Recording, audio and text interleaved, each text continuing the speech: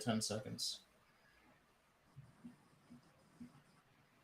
Welcome back, wrestling fans, to the Mount Rushmore Wrestling Podcast. We are also live on YouTube, I believe, right now.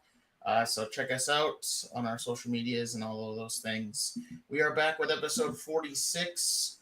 Today we have our classic pay-per-view review. We did Elimination Chamber 2014. And we also are going back to our top of the top segments. We are going back to AEW best and worst on the mic, our top fives. Gentlemen, how are we doing? Temperature check for you all on this fine Monday before Monday Night Raw. Doing very well today. I think we have some interesting segments today. We're going over our first ever former pay-per-view review. We spun the wheel last week and we got Extreme Rules 2014. So I'm interested to see what you guys think of pay-per-view. We also have our top of the top segment today with the top 5 best on the mic and top 5 worst on the mic in AEW. So I think we got a lot to go over today. Yeah, looking forward to today's show with the best and worst on the mic, and then Extreme Rules 2014. I feel like a lot of the mid 2010 cards, we forget a lot of these, so it's really cool to go back in time and get to recap a lot of them. So looking forward to it. And then Monday Night Raw later tonight is going to be very good with a lot of fun-filled segments and matches. Yeah, it's like you said, Sean, the 2014, the years of wrestling that we forget. I think it was actually very entertaining to go back. I won't jump into it, but we'll get into our On This Day segment.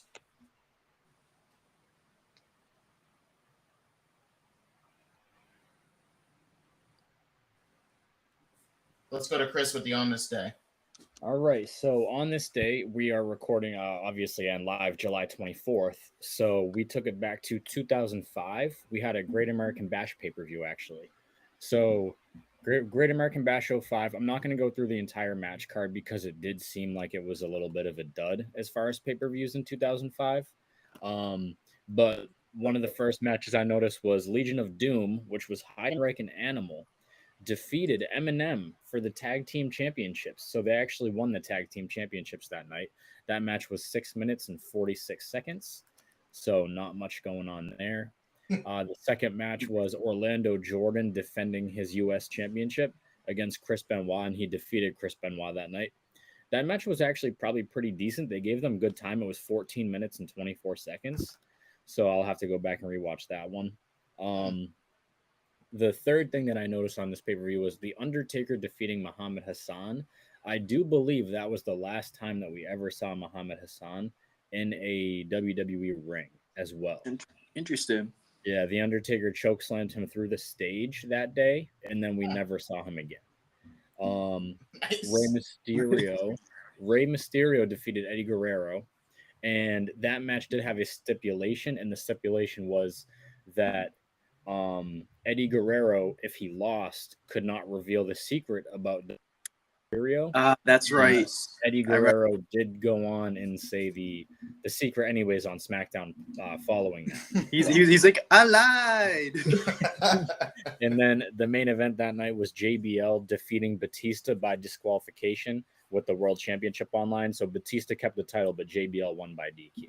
So few decent matches there, but overall, it doesn't seem like it was that good of a pay-per-view, to be honest. Yeah, that's fair. And what year again was that? That was 2005. 2005. The JBL Batista one, I remember that was a pretty good match, and then the Eddie and Ray one was awesome. Yep. Now, Great American Bash has transitioned to NXT, so we'll be getting that pay-per-view this weekend, actually. Yep. On Sunday. We'll be doing a quick prediction show for that on Thursday. That'll be part of our predictions. But let's move into the news.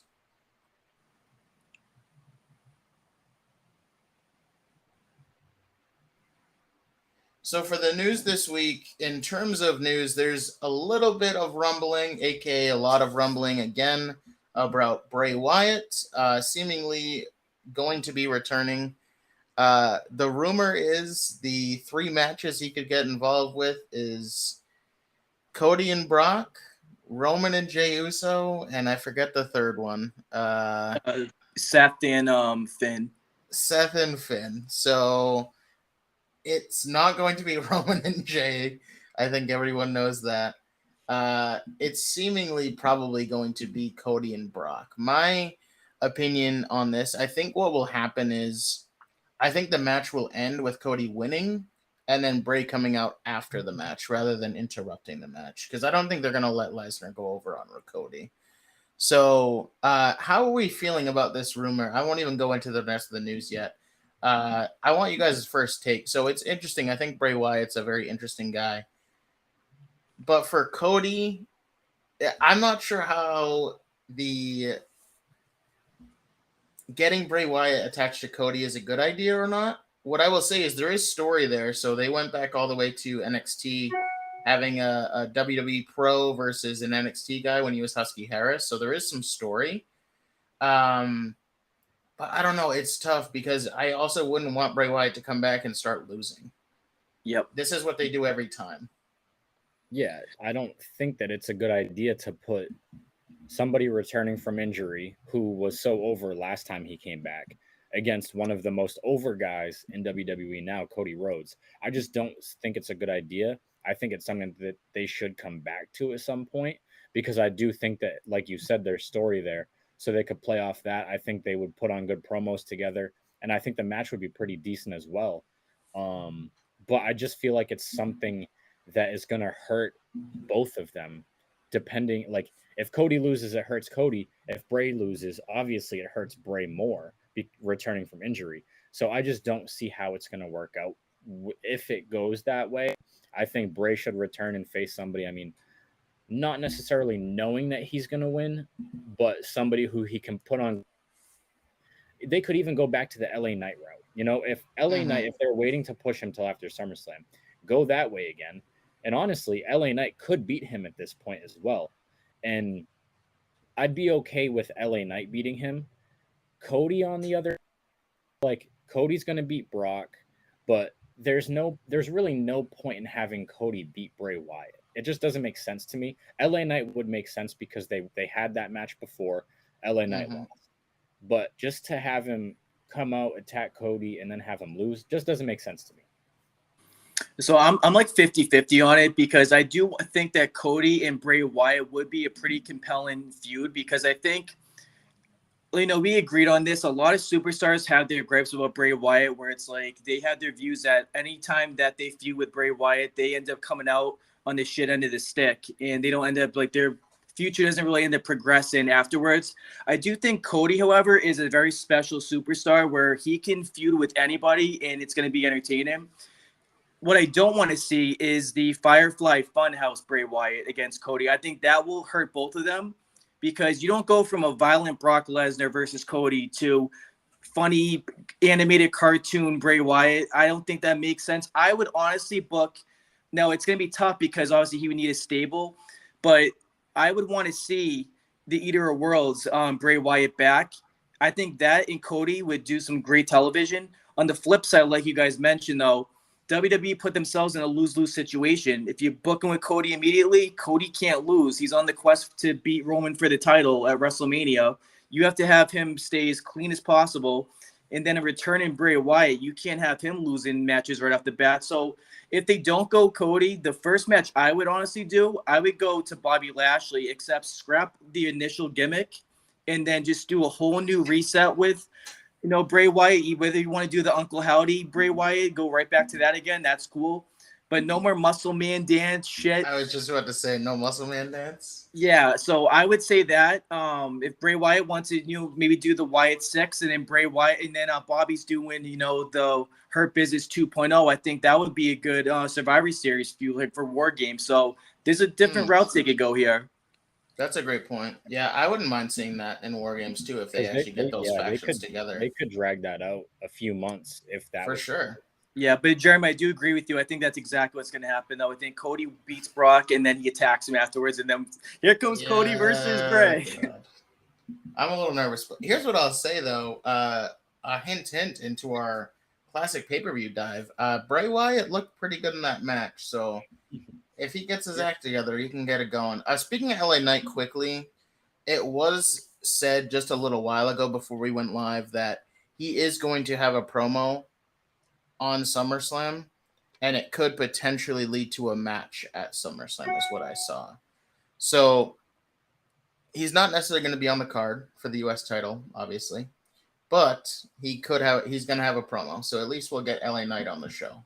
Just that quickly, and then another thing quickly about LA Knight. Obviously, still no push having him lose the fatal 4-way, or was it a triple threat on SmackDown, and they have Santos against Rey Mysterio next week.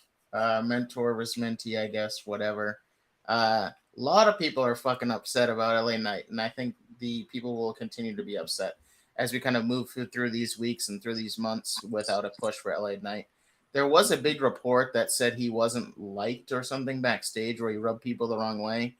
I also saw that was complete bullshit and just something that someone put out, because it seemingly they're trying to. I think someone put it out because what else could be going on without pushing him? So It's a cop-out excuse to why they're not giving the fans what they want. yeah, I just think that was planted for no fucking reason. It was just smoke screen.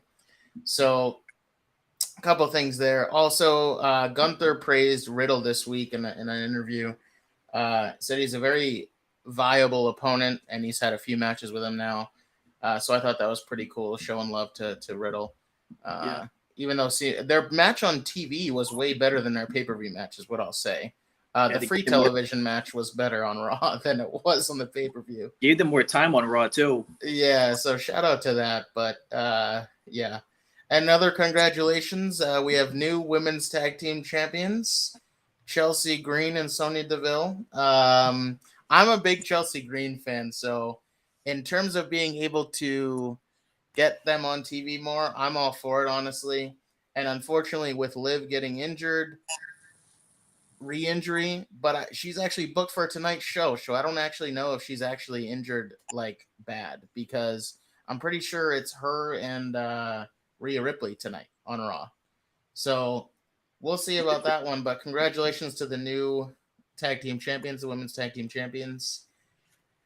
And then the last bit of news, we have a new addition to NXT. Brian Pillman Jr.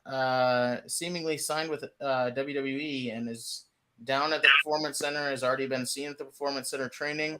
He's going to be training full-time now at this point. And I think he's going to be starting in NXT. So it should be an interesting kind of venture into WWE for Brian Pillman Jr. And I think he could be a solid mid-carder. I think AEW, I'm not saying they dropped the ball, but they just have too many guys, too many mouths to feed. So it'll be interesting to see what happens with him. But if he starts in NXT and shines, that'll be cool. Definitely. Anything else for the news, gentlemen? Don't think there's too much more that I saw. What week this week for news, I think.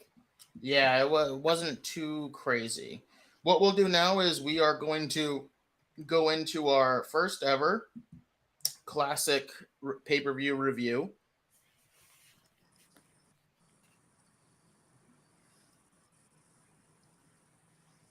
So the classic pay-per-view review we did today was Elimination Chamber 2014, as we mentioned earlier in the show. What I thought was very interesting about this, great video package. The video package is pretty entertaining. I feel like they have a real upper hand when it comes to the cold open and the video packages they do for these pay-per-views, even back in the day. Obviously, we've seen so many over the years, but I thought this one was pretty entertaining. And this to give you all context, this was also soon after WrestleMania 30. So Daniel Bryan had won the title at WrestleMania 30 in the main event, and we had some other things going on with the Shield. I'm just gonna have the match card. Any initial reactions, gentlemen, before we get into the actual match card? I don't remember much from 2014. I'll say that, but I actually really enjoyed watching this pay-per-view back, because it just brought us back to a time where I feel like wrestling was very hard to watch in 2014. And, maybe I have to go back and rewatch that year, because this pay-per-view actually put on some very good matches. So maybe I was just hating on it back then, because maybe we were just tough critics. I mean, they weren't really giving us what we wanted back then.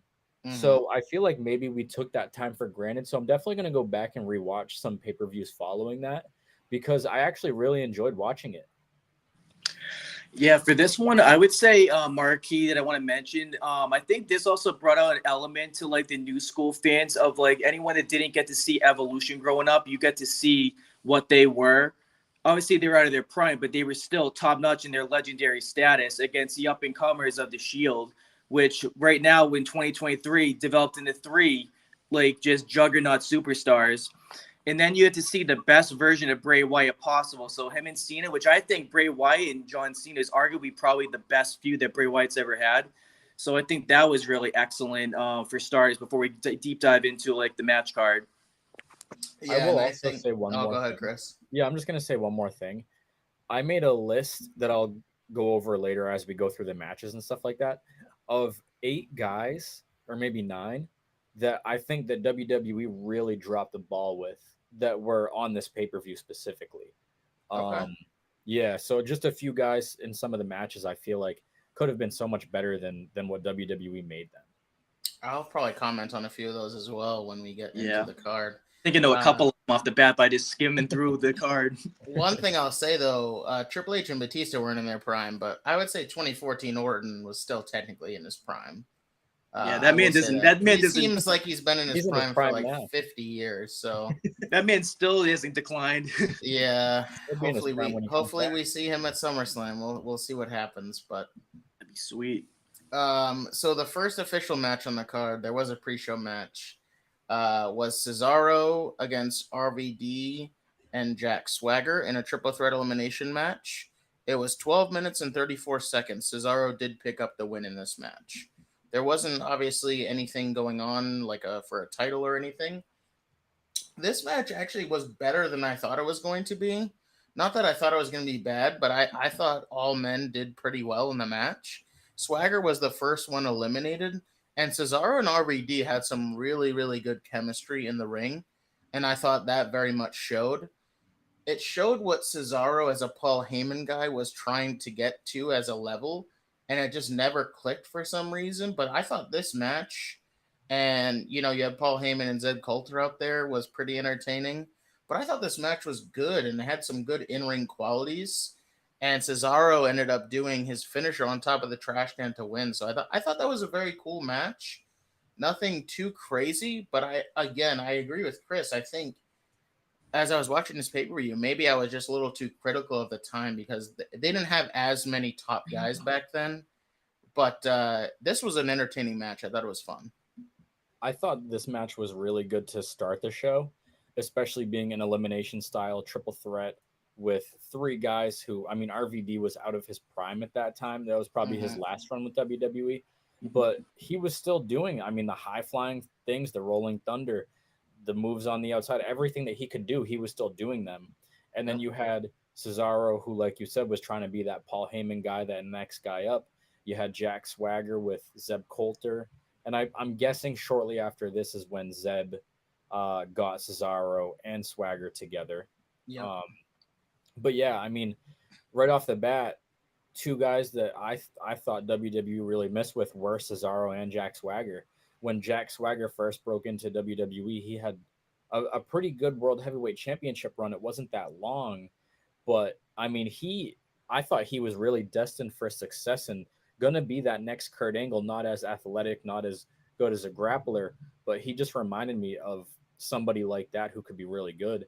And then Cesaro, I just don't think that they gave it a chance with Paul Heyman. I don't think they gave it enough time because, I mean, like I said, Cesaro went with Jack Swagger after that. And then Paul Heyman immediately went to Curtis Axel shortly after that as well. Yeah, which they another didn't give failed that, experience. exactly. They didn't give that any time either.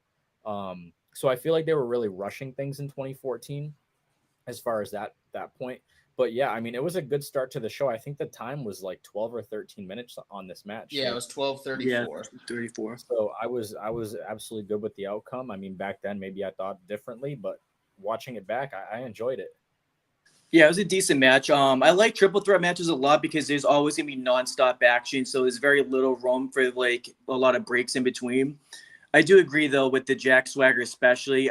For some reason, I don't know how you guys felt, but I wasn't really a big fan of him and the Zeb Coulter pairing. I felt like it kind of like ran its course for like a little bit after the first 3 months, I was like, all right, I wanted to move on to something different. And then Paul Heyman, unfortunately, I feel like Paul Heyman only works with like megastars, like the Brock Lesnar's, the Roman Reigns. WWE has a knack for like bringing a GM in, and they'll line you up with a certain superstar, and they don't give it enough time as needed. And then when they feel that's not generating enough interest, they'll kind of just give up on it and then move on to something else, which is what they were doing with Paul Heyman. Like, he were flip-flopping him around left and right throughout the mid-2010s. So, but the match overall was really decent. I'm a big RVD fan. I love what he's like, one of the top tier mid-card guys like of all time. And, doing the Rolling Thunder, doing a lot of the high flying ability at his age is still very remarkable. We talk about like Jeff Hardy, and at his age still able to do it. RVD is very slept on in this industry. I agree. Yeah, Jack Swagger, and then Cesaro's, to me, Cesaro in-ring ability, he's one of my favorites. I think Cesaro is as close to well-rounded as you can get. So overall, the pairing was pretty decent. So we went from that match to not a good match. It was a 2-on-1 handicap match. It was R-Truth and Xavier Woods. I don't know how they got that pairing, I'll say that, against Alexander Rusev. So back when Rusev was Alexander Rusev with Lana, the match was 2 minutes and 53 seconds with Alexander Rusev winning the match. What I will first say, Xavier Woods cannot get away from taking some mean outside the ring bumps. Let me tell you, that suplex that he took, that was like the dead weight suplex over the top. Man, that sucked. I was like, good thing he's young here. He was just getting into it, because that was just him, basically Rusev just getting two jobbers to basically kick their ass for a while, and just so happened to be R-Truth and Xavier. Nothing to say much about the match. It was pretty much Rusev dominating, and it wasn't a good match at all. Thoughts, guys? I mean, exactly what you said. I got nothing to add. They're putting Rusev in there to keep his winning streak going against two jobbers at that point. Yeah. Rusev is another guy that WWE really dropped the ball with, for me at least, especially when it was the Rusev day with Aiden English. I mean, he was so over. I think that was around WrestleMania 34 it was. And he just never amounted to anything either. I mean, he's a guy who probably could have been a Paul Heyman guy at some point, considering he couldn't speak on a mic for a long time when he first broke in. And honestly, John Cena, he probably shouldn't have faced Cena that year at WrestleMania and lost. He should have kept his winning streak going. So, yeah. I mean, he's another one that they just those are the years, unfortunately, that John Cena was just trampling through everybody here in the mid-2010s. The golden shovel. I just quickly on Rusev, I have never been a big Rusev guy, literally ever. What I will say, to Chris's point, he was extremely over with Rusev Day, and that should have been at least a mid-card championship for him, that type of run, because it's not like it's the amount of LA Knight, just like LA Knight is right now. He was just extremely over with the fans, whether you're supposed to be a face or a heel. And he deserved a mid-card title run for sure with that belt. And he did lose to John Cena at WrestleMania, which I thought was a huge mistake. Just like I thought Bray Wyatt losing to John Cena was a huge mistake at WrestleMania. I think they dropped the ball on him and Randy Orton. The Randy Orton feud was kind of dead too. Yeah, it was, like I said, I'm also not a huge defender of Rusev, and I am not a big Miro fan in AEW either. So it's not like I'm hopping on the train for this guy, but I do think they dropped the ball a few different times with him as well. The next match on the card was a singles match for the Intercontinental Championship. You had the champion Big E going in against Bad News Barrett.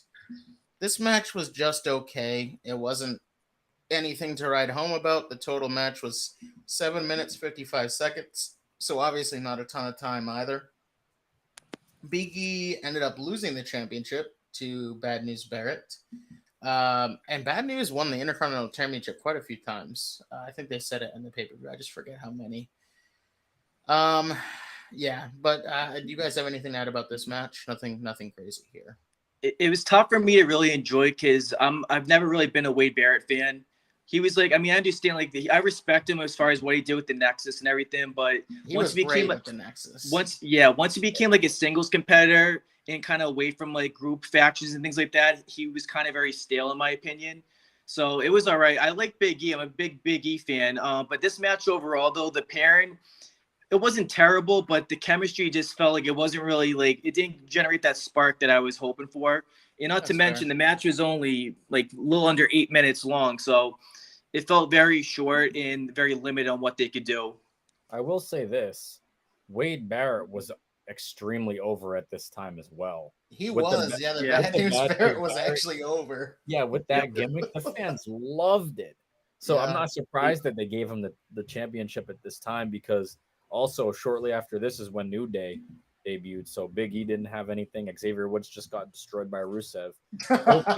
Wasn't even on the card, so they're like, let's put you guys together. And I mean, good for them. They ran with it. Shortly after that.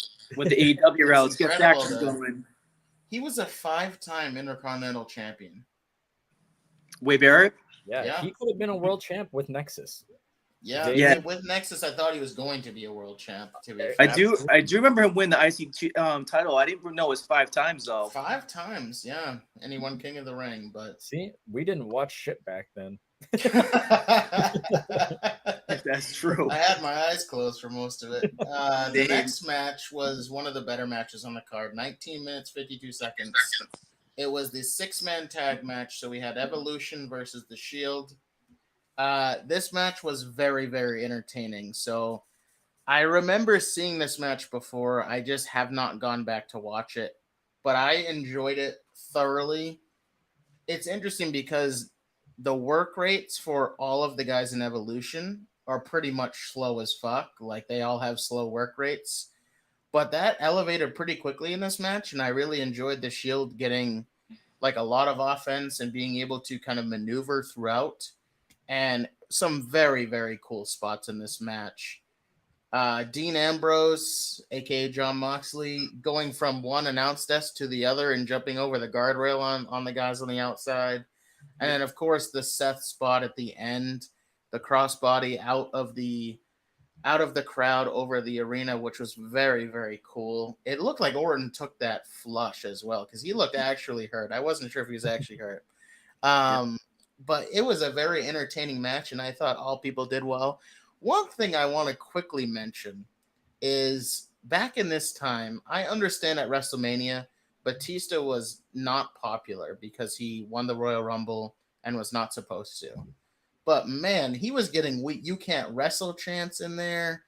I was like, that's a little harsh for someone that was a qualified.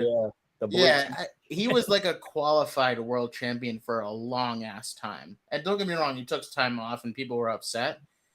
But man, they came down hard on him. And I actually thought he did pretty well in the match for himself. But it's not like he was botching everywhere or, just not being what he's supposed to be. He's the powerhouse of the group. So I thought he did fine. But man, there was some rough crowds for Batista back then. This was definitely one of the more entertaining feuds back in 2014, as I remember. The Shield faced Evolution twice and went 2-0 clean sweep, which I was shocked that they beat them both times.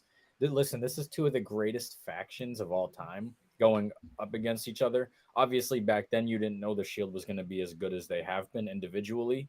But man, they could put on some matches, even with Batista out of his prime, Triple H out of his prime. The Shield really carried those matches and really had some cool spots, like Jeremy said. One thing I will say is I thought Seth Rollins broke his neck on a suicide dive when he slammed into the barricade. That's right. When I think it was Triple H ducked it. He just moved right out of the way, and Seth just walked right out of the way on his chest outside. I've never seen Seth go so fast and so far on a suicide dive. I'll say that. He was showing some athleticism back then. Right. That was, Seth has always been the best wrestler out of those three, and it showed back then, and it shows today. John Moxley has always been the lunatic, and that shows today. And Roman Reigns was always the power, and I mean, that showed back then, and that shows today as well. So, I mean, the match ended with Roman hitting a spear on Batista, gets the 1, 2, 3 in the middle of that ring. Oh, the right guy got the pin. Tribal Chief. reigned supreme back then, just as he does now. But that was a very, like Jeremy said, I don't think it was the best match on this card, but I definitely enjoyed it. I think it might have been the second best, but it was very good for 19 minutes. Yeah, I enjoyed the work rates of Evolution because I remember like before when that match was live, that was the one skepticism I had. I'm like, all right, Batista, especially, with the long hiatus. And, well, even though he did have some matches in between there, but like essentially you're a guy coming off a long, like, time period of like full-time wrestling, and to go 19 minutes where it's fairly fast-paced throughout the whole match, like it was very chaotic. There were spots outside the ring. I know you touched base on the crossbody by Seth. Triple H ate a suplex on it like a steel mat from the outside the ring, which I'm like, damn, that looked like that one hurt. But it was very chaotic, but I love it. Anytime John Moxwell, Dean Ambrose is in a match like that, there's going to be just like outside the ring. You're going to see a lot of suicide dives. You're going to see a lot of just absolute disaster type move sets in there. And then Roman Reigns displaying power, just like Triple H did, just like Batista did. Orton obviously is excellent. Orton is he knows how to pace himself better than any single superstar. I'm glad he was okay because like you guys said, that spot, I thought he was injured as well. He was grimacing on that one, but luckily he made it through and the match was excellent. I enjoyed it. The other thing I'll say, obviously, it's great to see Triple H in a ring again.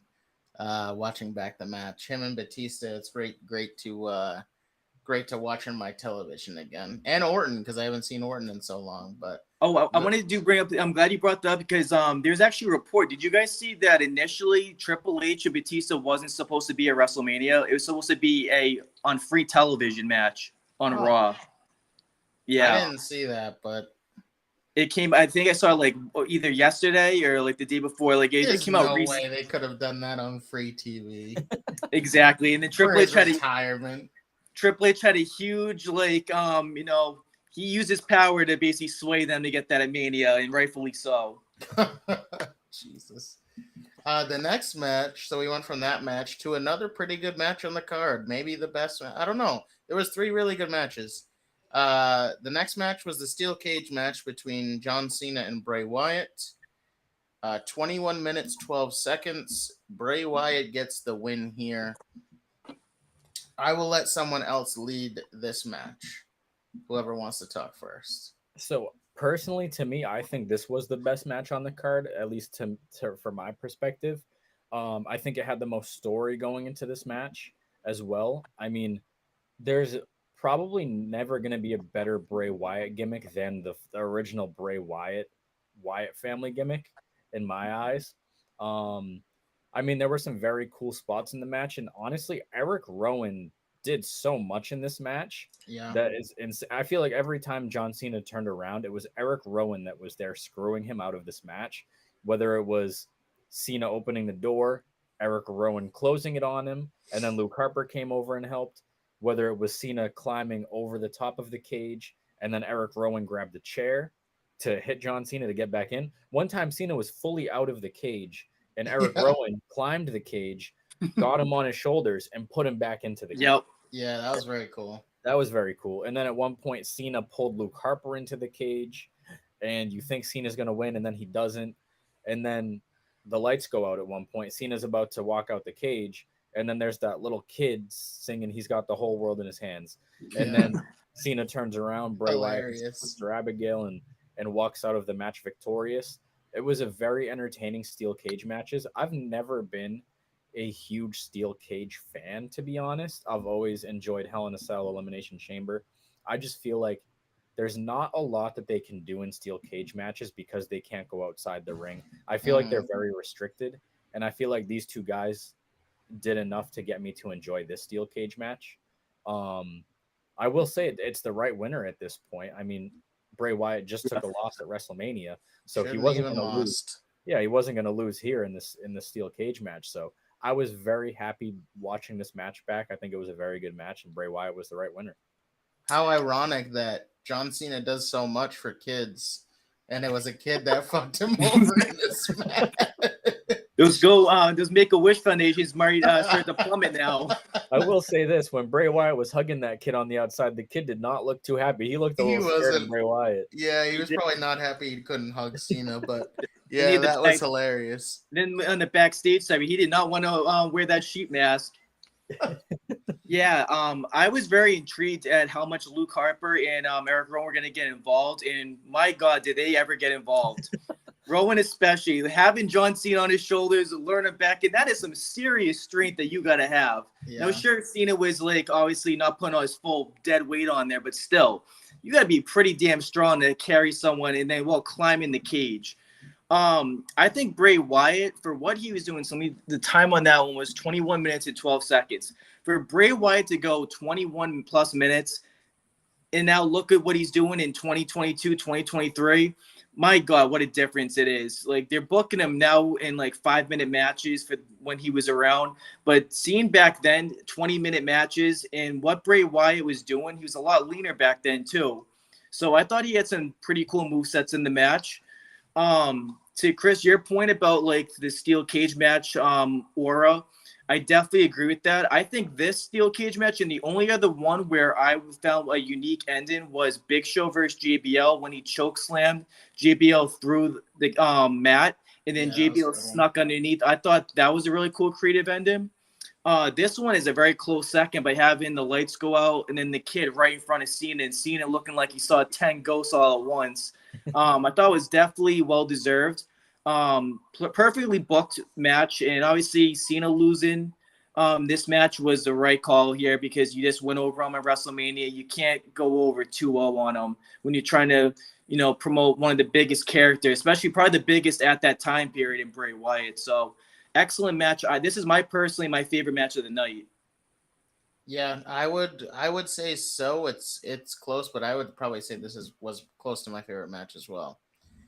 And what you guys said, I think Bray Wyatt showed out in this match as well, and he took some mean suplexes and things off the top rope. You never see Bray Wyatt go to the top rope anymore. Cena did a bulldog off the top rope. Yeah, I was very impressed with some of the shit that they were doing. So that was very cool. I do hope when if and when Bray Wyatt comes back, he's at least able to go 12 to 15 minutes into some matches because I think that's doable, even if he's a little bit bigger than he was back in the day. That's a doable match. And as long as they give him the time, I think he should be able to do that. Listen, he can still do that move where he runs off the ropes and does like a back flop, not a belly flop.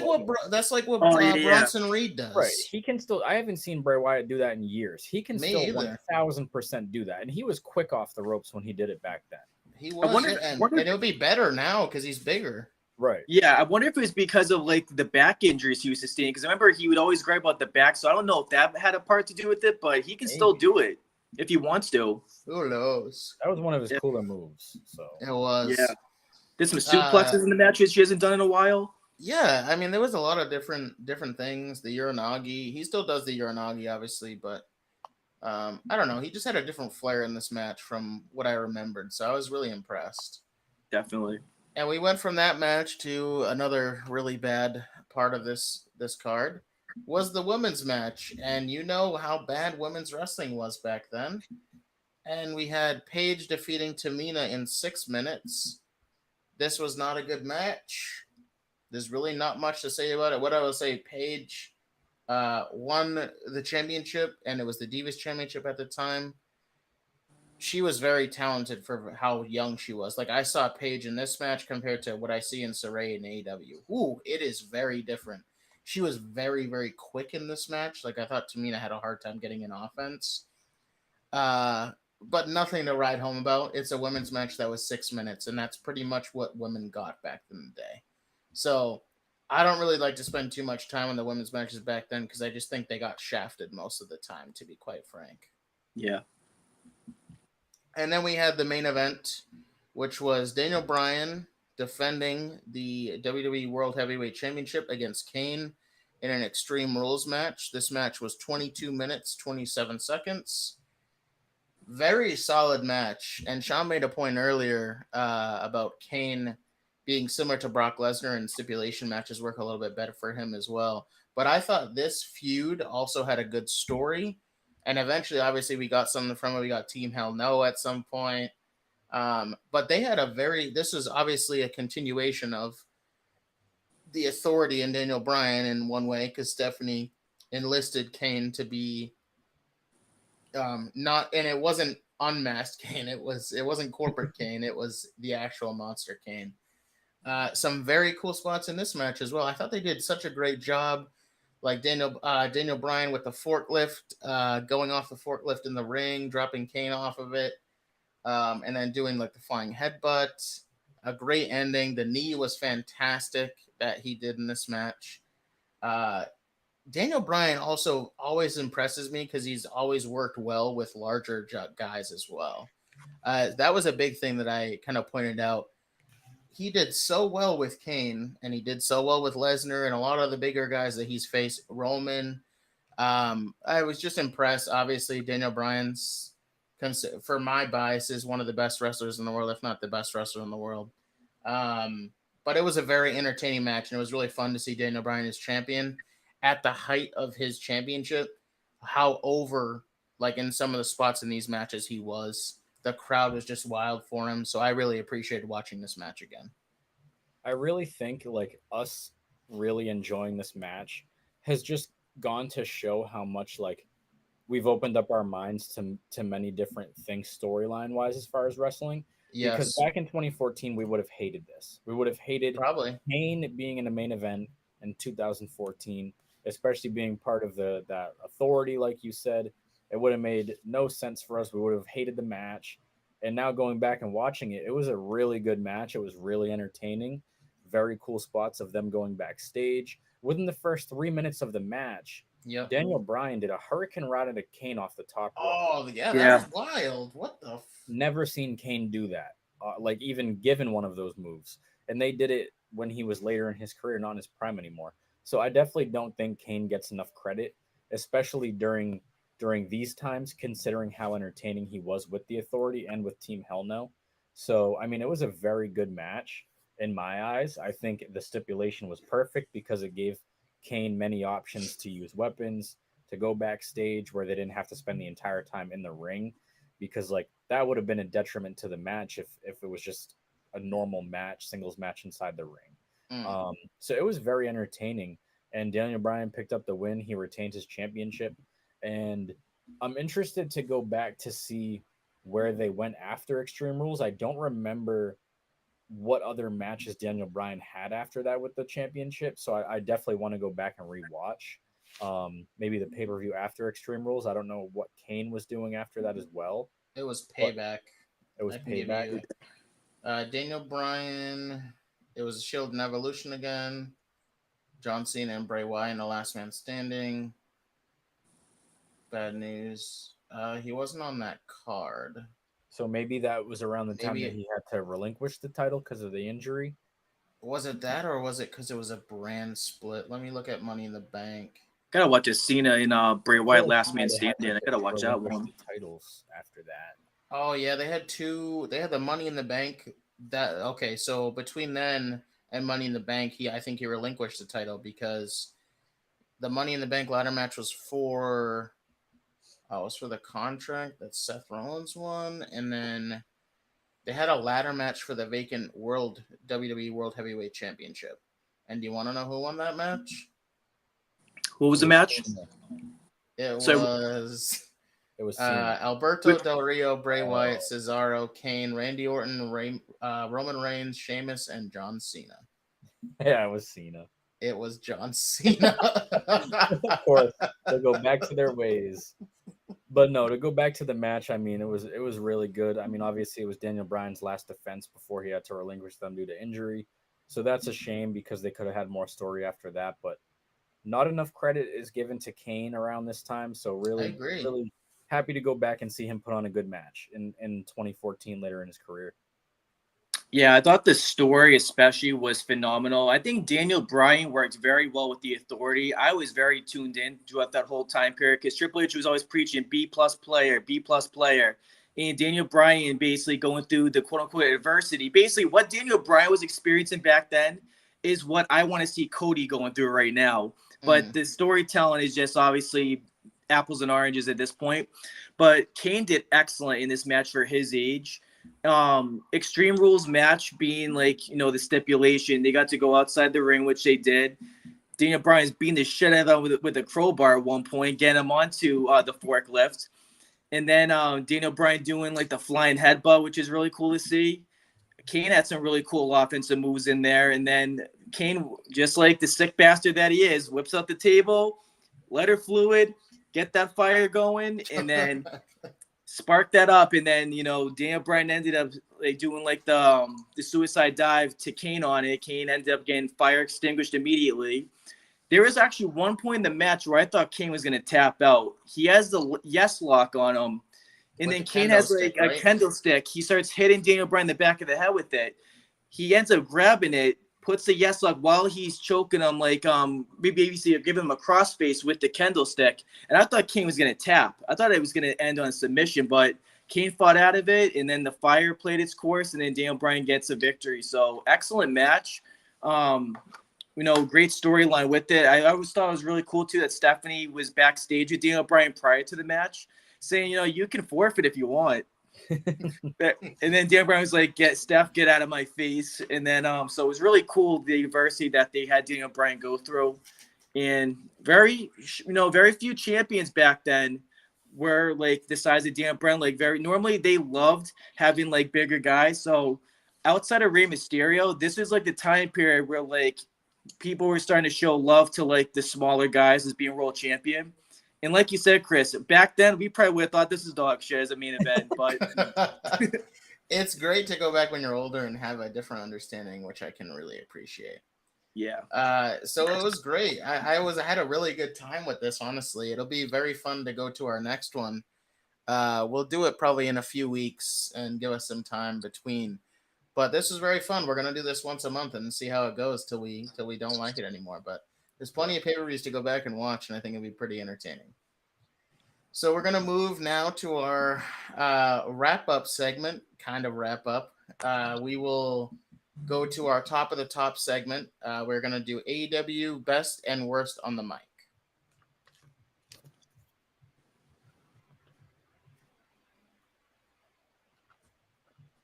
Okay, so best and worst on the mic for AEW. This is currently, so we did a top 5 for both. Top 5 best, top 5 worst. This was recommended by Sean, so he's taking the reins. I'm gonna have Sean start this. not to no pun intended with Roman. He will start us off, and we will go one by one. Why don't we do, Sean? What do you want to do first, best or worst? We'll do best and work our way up to worst. Okay, perfect. So we'll start with our number 5 best. So number 5 for my best, I'm going to go Adam Cole. And the reason being, Adam Cole, obviously, what he's done with NXT as Undisputed Era was phenomenal, but transition over to AEW, just the MJF stuff alone with the backstage segments, them working together, is just some of the most comedic, entertaining like television that I've seen in a while. And, any segment that he's in where like he's, sparring verbally with somebody, he never fails to shine. He can go toe to toe with the best of them, whether it's MJF, whether you have like a CM Punk, I'm thinking of, carrying Cross promo back in the day. He just carries that into AEW. And I just can't think of a single segment where he came up lackluster. I just think he shines in every single moment that he's in. Chris, you want to go next? Yeah, number 5 for me is, who's ready for story time with Adam Cole, baby. I also have Adam Cole for number 5. And I just think he can do it as a heel. He can do it as a face. He can adapt to what role he has to do very well. And I mean, specifically today in the power rankings, I mean, him and MJF are phenomenal together. And they have the backstage promos that they, record pre-show, and then they have everything in the ring together. And he's just so entertaining no matter what he does. And he can do it against the best of them that I think it would be hard to have a top 5 without him. And I just think he's that good on the mic that he deserves at least a number 5 spot on my list. This was very hard for me to come up with 5 because I'm leaving some guys off that I really, really like. Yeah. Number 5 for me, also Adam Cole, sweeping the Sweet. number 5 spot for everyone. Nice. What they said, Adam Cole is also a proven guy already when it comes to on the mic. What I will say is the stuff with MJF and the things that he's doing right now is showing that, and he is someone, I agree with Chris, that can do it both face and heel. So it'll be entertaining to see what happens further down the line for Adam Cole. My number 4, I have John Moxley. I think John Moxley and Danielson leading a faction has been fantastic for the development of their mic skills. And Moxley has always been low-key really good on the mic, and I think he didn't get enough credit for his mic skills. And because he mostly is like, just get to the wrestling, like, let's just get fucked up. When he talks for the BCC now, I think that, you really stop and listen. And I said this to Chris when we were at Blood and Guts. When he comes out or if he's saying something, like, it's really hard not to like him and really hard not to pay attention. So for me, I have Moxley at number 4. That could fluctuate, but I think right now, I'll take Moxley. I'm actually like extremely happy that at least one person has Moxley on the list because I personally didn't, but he would be probably number 6 for me at an honorable mention. Yeah. So I'm glad that somebody did put him. At number 4 for me, I have the Acclaimed, specifically Max Caster. I think for me, crowd reaction goes a long way. And I know he only does raps and they don't really cut promos like that. Yeah. But I mean, I think back to when John Cena was doing raps, and he probably would have been top 5 on a list for me back then. So it's hard for me not to put the Acclaimed, and like I said, specifically Max Caster in the top 5. Just based off the content of his raps goes a very long way for me. So, and I think that I definitely think that he can cut more promos and do less raps and still be good on the mic. I think he's just a natural at it. So I have the Acclaimed at number 4. So both of those guys you mentioned, I actually have off my list, but they're honorary mentions on mine. They probably would have been like 6 and 7 if I deep dive into it. But my number 4, I have Christian. And the reason being, I think that when he comes back, even though he hasn't been AEW like for, as long as, Kenny Omega or Chris Jericho, but what he has generated throughout the crowd, like the heat he draws in any segment he's in, specifically the Jungle Boy one, I think they brought it to a whole new personal level. And I think he brought out the best in Jungle Boy as well, and like a new confidence in him. I just think Christian can do no wrong. Like city to city that he's involved with, he's going to get like fuck you chants. And when you're drawing that much heat, you were doing your job correctly as a heel. And I think Christian just can carry anybody, even when he's working with guys that don't talk like Luchasaurus. He can still do all the talking and then still generate a great build-up. I even like the feud with Warlow and everything. Who Warlow's not known for his talking, but I just think anything that he does is just going to excel. So number 4 is Christian. And Sean, we'll go back to you for number 3. Yep. So number 3, I mean, I can't keep him off the list. CM Punk. You got to put CM Punk on the list. He's a made man for a reason. Take away the WWE stuff. If he was never in WWE and was AEW only, he would still make a top 5 for me because the guy can just talk. And, he breaks into the business. The crowd reaction alone, his first go-run, sparring with MJF, that was like a 50-50 work. If you took a poll right now and said who won the sparring, it would probably be close to 50-50 as you're going to get. And he just feuds with like Hangman Page on the mic. He's had Moxley. He's had so many battles, and he just holds his own or even exceeds and sometimes even embarrasses some people on there.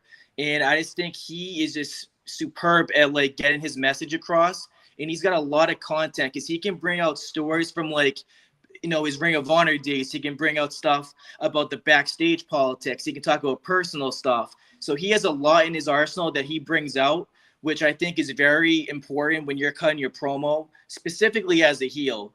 So top three for me. So CM Punk at number 3 in my spot. Number 3 for me is going to be Chris Jericho.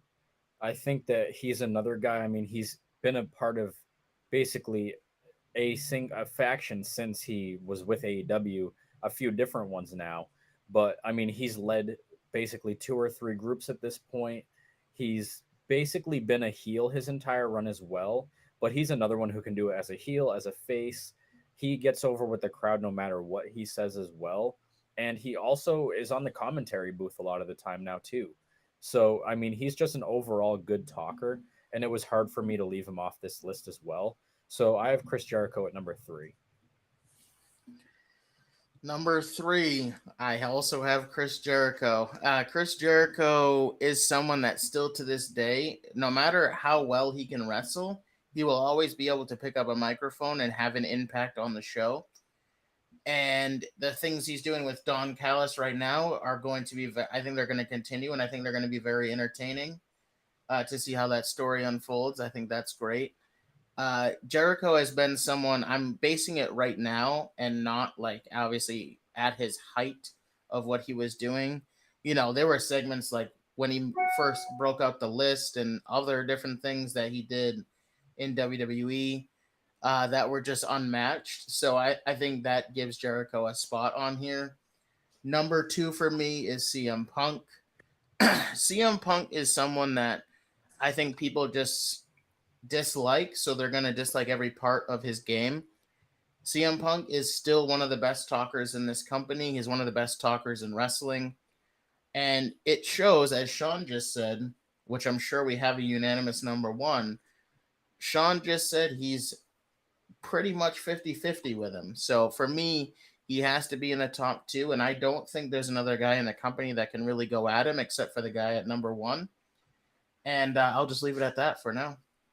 Yeah, number 2 for me is also CM Punk. Like you said, number 1 is going to be unanimous. So, I mean, to me, it's 1A and 1B at this point. I think on any day, one can be better than the other and get the best of them. So it's very close.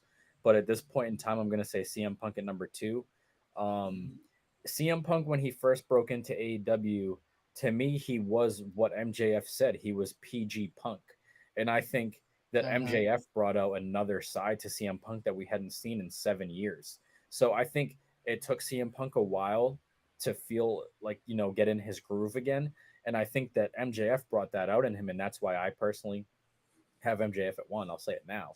But I mean, CM Punk, he can talk with the best of them. He can get the better of anybody. He's one of the best talkers of all time, whether it's when he was in ECW, WWE, Ring of Honor, AEW. He's been the best everywhere he's been. So he has to be on a top 5 list. Even if you hate him, I think you got to give him his props. Yeah. So number 2, I'm going to go Chris Jericho. And if I just eliminate his WWE career and go strictly AEW, I think he wears so many different hats, which is very important. Like you guys touch base on, he does commentary. I think he's hilarious on commentary. I remember one of the lines on there we talk about a lot was, "Oh, look at that guy! What a mark!" and everything. So that, and along with he carries a faction, the JAS. He's involved with different segments backstage with them, whether he's talking with Sammy Guevara, giving him a pep talk. It's always hilarious. Talking with Hager. And then singles feuds, if he's, you know, going out with Eddie Kingston, because Eddie Kingston, even though we're not fans of him as a wrestler, but Eddie Kingston, I think we can all agree, is a decent talker. People are going to be mad we don't have him on this list, I think. Yeah, probably. It was close. Nope. all the Brooklyn fans are going to be shaking right now. I think of the Ricky Starks feud.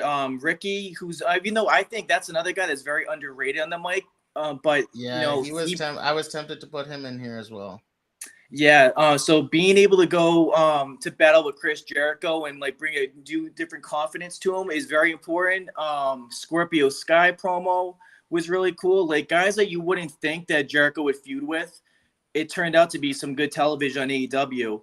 And I think Chris Jericho is very well rounded in that regard, which leads to my number 1. I think is all unanimous. It's the big guy. It's Mr. Triple B MJF.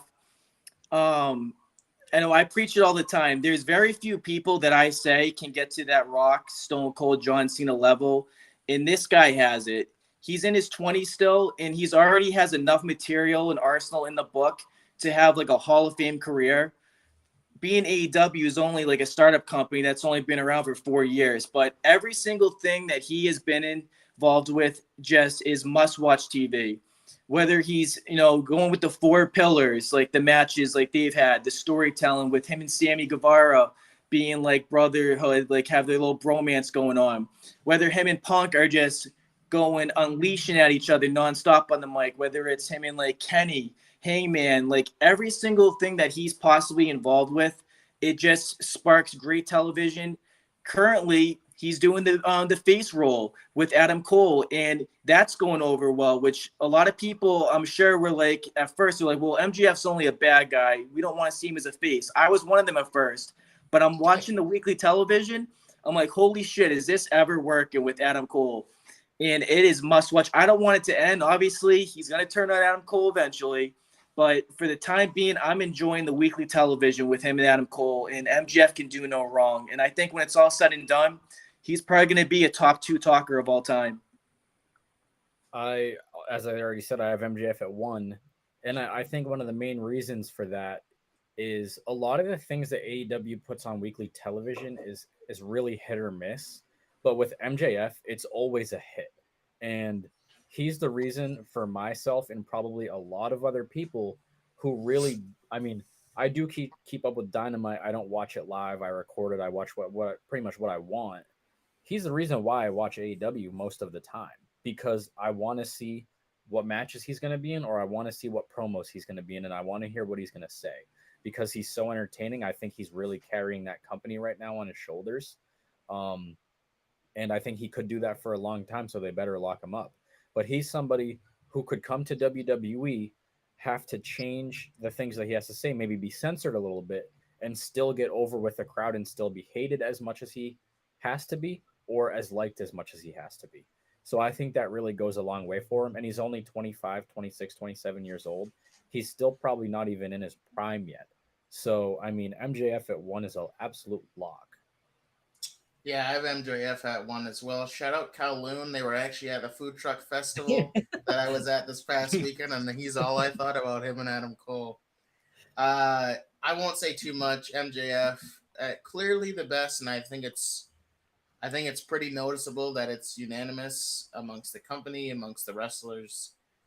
He's operating at a whole different level, and I agree that if he does not come to WWE, AEW needs to get him signed to a long-term contract because he probably is going to go where the money is. So unless they pay him, he'll be leaving. We will see what happens next year. We got a lot to talk about later on in the year, but yes, I have MJF number 1. Let's move over to the worst. So I will start this one since it's still me. Number 5. What is very interesting about my list is they're all very good wrestlers, which is a little bit disappointing, I think, in certain aspects. Number 5, I have Sammy Guevara, and this is not like a. Maybe it is a little bit of a hate parade, but I think these guys just need a lot of improvement on their mic skills. And I think AEW, if they don't develop them on the mic, that's fine because they're all still, most of them are incredible wrestlers. So we'll see what happens. But I have Sammy Guevara at number 5. He's someone that is so good in the ring, but I think he just needs to develop a little bit more on the mic in a meaningful story. His stuff with MJF was entertaining, but MJF was carrying that. So for me, I need to see him more also doing promos instead of just standing out there with a sign, if that kind of makes sense. Yeah. I feel like a top 5 worst list is very difficult because I'm not going to say there are so many bad people, but it's like you're picking the worst of the worst, even though these guys are really good in the ring. And I'm kind of there with you. Like I have 5 guys who are very good wrestlers, and maybe I'm making this list because I want them to get better on the mic because, AEW is very good at hiding promo work with really good wrestling. But really good wrestling only goes so far. Number 5 on my list is a guy who we actually haven't seen in a long time, I think, on AEW TV, but he's a good wrestler, is Scorpio Sky. That guy can't talk for shit, to be honest. but he's a guy who's very good in the ring, and he did have a decent TNT championship run at one point. I think he held Mm. that title and maybe a tag title as well. But he's a guy who really could, use some good promo work because I think he'd be a solidified mid carder at best. I don't think he'd ever be a main eventer. But I think Scorpio Sky at number 5 on my list. I mean, obviously he could be higher. He could be number 1 because I think out of all 5 guys on my list, he's the probably the worst out of the wrestlers on the list. But I really want to see the guys higher on my list who are really good at wrestling get better on the mic. So that's how I made my list. I agree. I made it the same. Yeah. Before I go into my number 5, I want to say that how I developed my list for like the top 5 worst, I kind of pick guys who have had a decent amount of talking opportunities, whether it's like backstage or in the ring. Like for example, I would have had Orange Cassidy on this list, but the fact that Orange Cassidy like doesn't talk a lick, which kind of like disqualified me for putting him on there because I want to put guys on there that at least talk. Like Hook didn't make my list because Hook barely talks at all That's a good too. one. That's a Yeah. good one. Yep. But going in my number 5, I'm gonna start with Jungle Boy.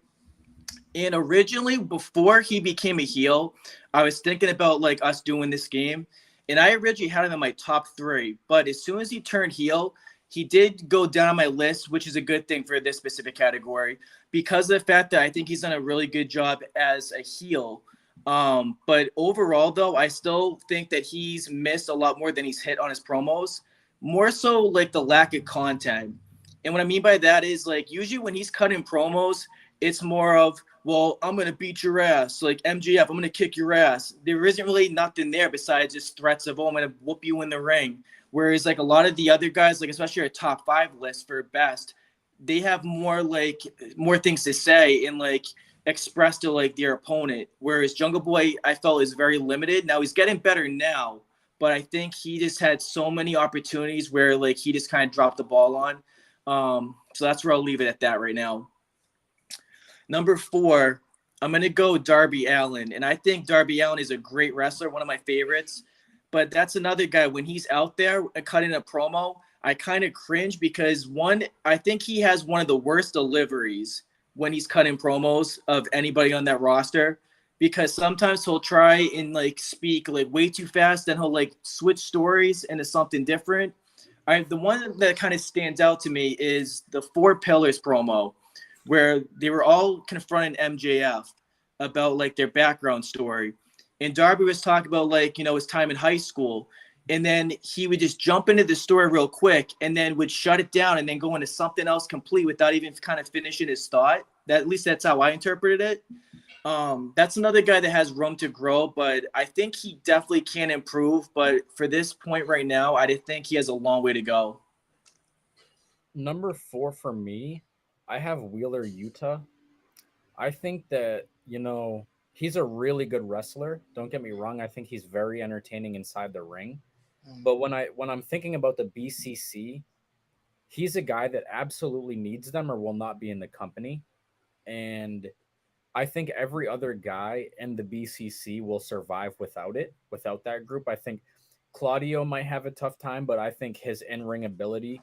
Claudio's just so established. Yeah. Right, exactly. And then, obviously Moxley, Bryan Danielson, Takeshita, I think they're all great. Wheeler Yuta needs to be good on the mic or he's not going to be in AEW anymore once the BCC splits up. I think that's really all I can say about it. There's really not much else. So I have Wheeler Yuta at number 4. Number 4 for me, I have Daniel Garcia, Mr. Vanilla himself. There's a lot of guys that are just great in the ring and just fucking terrible to listen to, which is most of my list. Danny Garcia for me just gives me nothing in terms of emotion. And don't get me wrong, maybe he's coming into his own with this new character, the fucking hip thrust. It's funny. I will say it's funny. But that's not adding to his talking ability. So for me, he needs to keep developing on that end. He's becoming more of a sports entertainer, which I can appreciate. But for me, he is so fucking plain Jane when he talks. It's brutal to listen to him say anything. Wheeler Yuta, another one that's very similar. Number 3, I have Wardlow.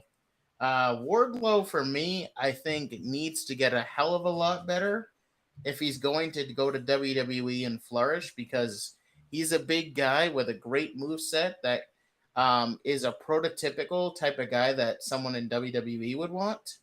But man, they had to bring in a bunch of old guys to try and pair with him, and it still hasn't worked. So for me, Wardlow on the list. He's another guy that when he talks doesn't seem to have it all together. Number 3 on my list, I'm gonna go Sammy Guevara. Um, Sammy Guevara, he's a guy who can do everything you ask him to do in the ring. The high flying moves. He's got some strength. He can lift some people up. He's so entertaining with his actual matches that you sometimes forget about how bad he actually is on the mic. Because I mean, he could have been a part of some very good singles feuds. I mean, he Mhm. had the first ever match on the first live AEW Dynamite against Cody, Yep. and that was a great match, but he didn't have to speak anything leading up to that. So I'm interested to see going forward, maybe if he splits from Jericho, if they have a singles feud, because I'd like to see him cut promos against Jericho. Obviously, Jericho is one of the best, so I'm not expecting Sammy to get the best of him, but I think that promo, I mean that feud could do a lot for him promo wise, and maybe get him some confidence on the mic being against somebody who he's basically been in a group with his entire AEW run. So I think putting him out there against somebody he's comfortable with could do a lot for him. So I'm hoping for that. So I have Sammy at number 3. Number 3, I have Danny Garcia. I don't really have much to add to that. That man is Mr. Vanilla as it gets, and he is the weakest link in terms of charisma in the JAS. Anytime he just speaks, I'm hoping that there's something that's gonna be something interesting that'll generate some like spark and energy, but there really is nothing there. The other ones on there, like Sammy, at least gives me like entertainment. Like, all right, I'm kind of intrigued what he's gonna say, but Danny Garcia brings close to nothing to the table. Number 2, I thought about going Claudio here, but since Claudio doesn't really talk, or I don't remember him kind of promo, I did go with a BCC member. I did go Wheeler Yuta for this one because Wheeler Yuta has cut promos before, and outside of like Bryan Danielson and Moxley, he's the only other third one that really will, talk, whether it's backstage segments, and another guy that is just completely vanilla and just unbelievable. Like, I don't believe a word he says. The threats are not there. I don't like the sound of his voice. So yeah, I'm just gonna leave it at that. Number 2 for me is a guy that you guys also already said. It's Danny Garcia. Um, I'm glad that the three of us agreed on that because I wasn't sure if I was going to put him on the list or not. Just Oh yeah. because, yeah, I mean, the only reason he's even getting a reaction right now from the crowd is because of his dance that he's doing, which is funny. Don't get me wrong. But if he wasn't doing that, he would be getting no reaction for his wrestling or for his promo work. It's And true. it's too bad because he is a pretty decent wrestler. I think he's a very good technical wrestler, which not a lot of people are into technical wrestling. I know Sean's one of those people, but he's very good at technically wrestling. But man, he cannot speak for shit, and Yeah. they're Nope. gonna continue doing this dancing bullshit with him because he can't talk, and they know that this is the only reaction he's gonna get. So by all means, do it if that's what's going to get him over. But he's not going to have a long career if he doesn't learn how to talk. I'll tell you what, he would have shined in the Brodus Clay era in WWE. Definitely. Vince would have loved this shit. Yeah, pal, go out there and dance, pal. My number 2 has already been said. A BCC member, Wheeler Yuta. He is someone, yeah, just like Danny Garcia. I am deathly afraid when he grabs a microphone. And I'm deathly, you can see it in his character when he's in the ring and he tries to emote or show emotion. It's fucking dog shit. Like you don't sell well in terms of like your character. It's terrible. You look like you're trying to act and it's going very poorly. Uh so that's for me number 2. My number 1 is interesting. So I will say this, Jungle Boy is only not on this list because he's done better recently. But before that, I would have him number 1 or number 2 because I still think there's a lot there that he needs to work on. And maybe I'm being a little harsh with my number 1, but I think he's so good and putting so many opportunities that he shouldn't be that bad. And it's Darby Allin for me. Darby is someone that is put in a spot every single time. He is literally not in the main event all the time, but he is a main attraction on this show. If you are going to be a main attraction on this show, you need to be a little bit better on the mic. So for me, maybe this is more of an expectation choice for me on the number one for Darby, but because he does it all the fucking time, he should be getting better, and that's just kind of, you're a prisoner of the moment, and he's prisoner of being on TV so much. So for me, if you're going to be in that spot, you got to have that quality of talking.